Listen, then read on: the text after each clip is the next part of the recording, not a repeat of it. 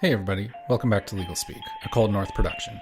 I'm the Law Morris, and this is the video essay series where I get to talk about the games I've been playing and what I think of the video game industry as a whole. You can check out our podcasts and everything else we do all in one spot over at coldnorthpro.com. Today we're going to be talking about how to play a video game. That's right, this will be a video tutorial on how to play every single game ever made.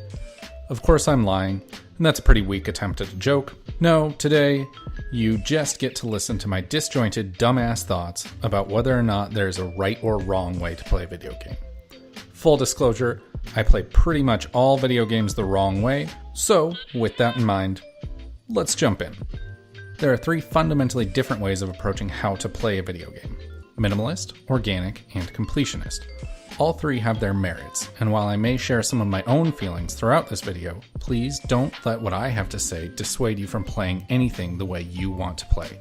Unless you're a griefer, then please seek help because you're an asshole.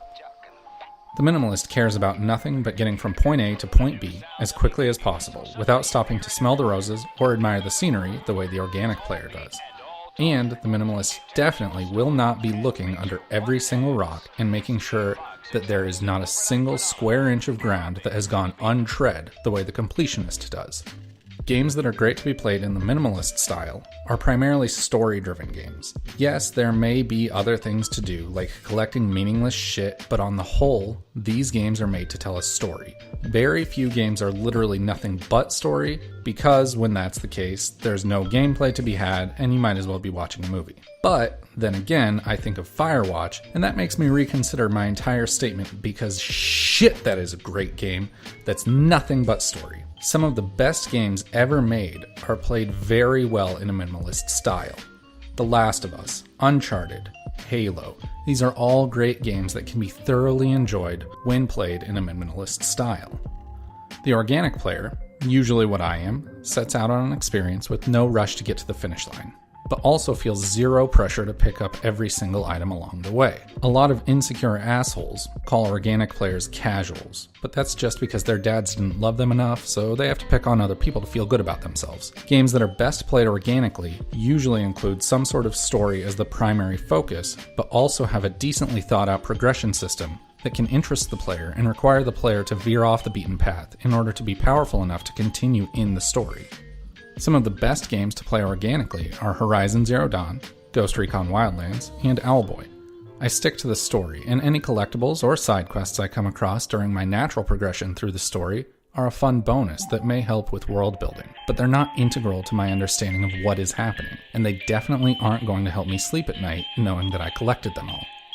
Speaking of collecting them all, the completionist seems to be obsessed with that sort of thing. Now, this is a mindset that I will never fully understand, and I'm fairly certain that these people should seek professional help because what they've got going on up there cannot be healthy.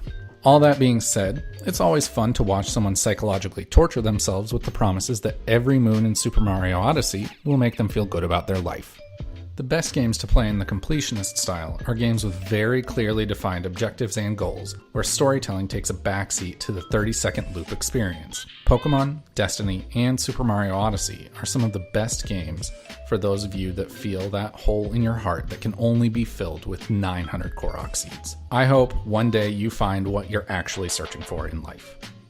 Any game can be played in any of these three styles, but there are some games that are meant to be played in one specific style, and if you don't, the developers will come to your house and kill you while you sleep. Most of the games that are designed to be played in a specific way are get shit games. For those of you that don't know, get shit games is an industry term for games that require you to collect things like guns and gear. Destiny and Diablo aren't designed to be played with the end of the story in mind. They're designed to keep the player in a constant state of frustration and feeling of inadequacy, so that those dummies will keep playing the games that they don't even love just to make their dude better. Skyrim is a game that isn't quite a get shit game, but more of a do shit game. Hey man, why are you playing Skyrim for the 8th time? I don't know man, I just have shit to do. That's the do shit game. Sometimes games are tailored to be played in a specific way, and while playing them in the way the developer originally intended may yield the most widely appealing experience, that doesn't mean that's what's best for you.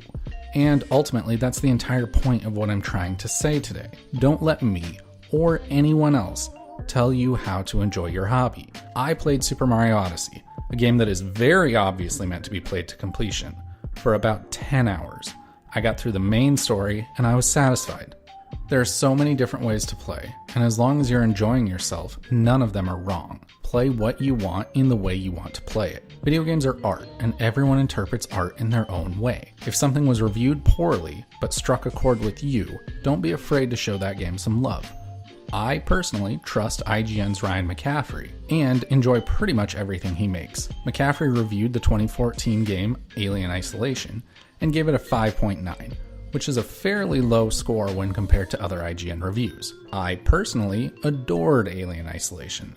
I loved every second of it, and when it was over, I was chomping at the bit for more. Does that mean that I played the game wrong? No.